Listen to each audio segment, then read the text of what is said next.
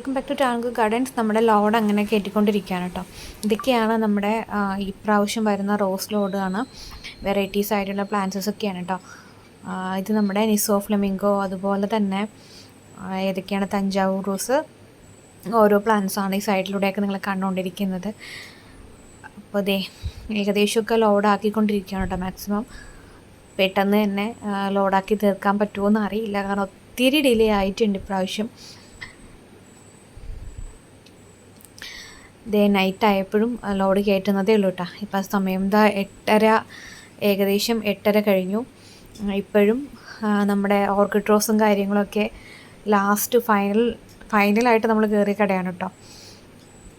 Orchid rose എടുക്കാൻ വേണ്ടിയിട്ടാണ്. അപ്പോൾ ഓർക്കിഡ് റോസ് കൂടി ആയിക്കഴിഞ്ഞാൽ നമ്മുടെ ലോഡ് കംപ്ലീറ്റ് ആവും.